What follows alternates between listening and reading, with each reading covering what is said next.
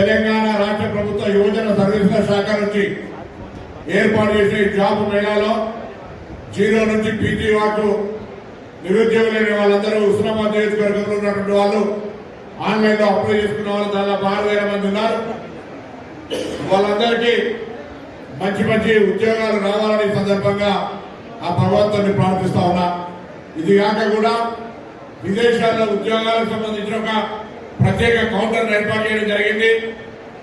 అనేకమైనటువంటి అవకాశాలు నర్సింగ్ చదువుకున్నటువంటి వాళ్ళు కావచ్చు, కన్స్ట్రక్షన్ సంబంధించి కావచ్చు, మెకానిజం సంబంధించి కావచ్చు, అనేక రకాలుగా అక్కడ ఉద్యోగాలు 2 లక్షల ఉద్యోగ జీతం దొరికే విధంగా ఇండియన్ మనీ లోపల అవకాశాలు ఉన్నాయి.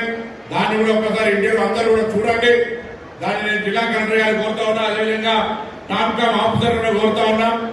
వాళ్ళను మండల వారిగా ఇటువంటి ఏర్పాటు చేసినట్లయితే ఈ గ్రామీణ ప్రాంతం లోపల గిరిజనులు లేదా పేదలు ఎక్కువ ఈ ప్రాంతం లోపల ఈ యొక్క విదేశీ విద్య ఉద్యోగాల అవకాశాన్ని కూడా ఒక పెద్ద అవకాశంగా కల్పించాలని సందర్భంగా కోరుతూ, మరి మదన్ మోహన్ గారి మిత్రుడు ఇక్కడ ఉన్నటువంటి నిర్వాహకులందరూ కూడా హృదయపూర్వకంగా ధన్యవాదాలు.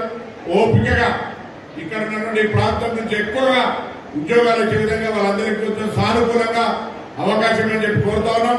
నేను ముందుగా ఎన్నికల పూర్వం చెప్పిన ఈ ప్రాంతంలో ఉపాధి అవకాశాలు, విద్య, వైద్యము, వ్యవసాయానికి సంబంధించి టూరిజం రంగాల లోపల అనేక అవకాశాలను కల్పించడానికి ప్రయత్నం చేస్తామని చెప్పినాం.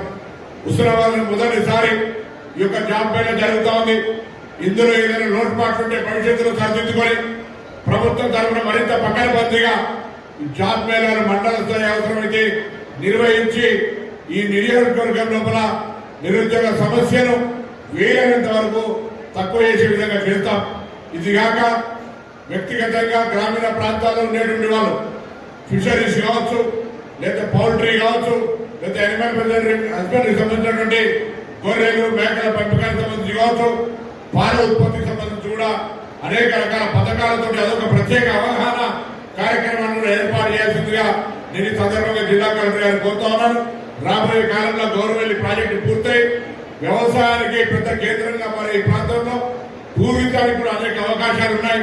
టూరిజం రకంగా కూడా మరి చాలా పెద్ద ఎత్తున ఇక్కడ అభివృద్ధి చేసేందుకు అవకాశం ఉంది. కాబట్టి ఒకవైపు టూరిజం, ఒకవైపు గ్రామీణ పరిశ్రమలు, మరొక వైపు టెక్నికల్ సాంకేతిక విద్య, ఇలా అనేక రకాలుగా తీసుకుపోయేటువంటి ఒక ప్రణాళికలో మరి ఇక్కడ స్థానిక ప్రజలందరూ కూడా సహకరించి ఈ అవకాశాలను వినియోగించుకోవాలని ఈరోజు ఏర్పాటు చేసిన యొక్క జాబ్ మేళా కార్యక్రమాన్ని కొంత మరొకసారి ఇటువంటి పరిస్థితి రాకుండా ముందుగా జాగ్రత్త తీసుకుంటాం.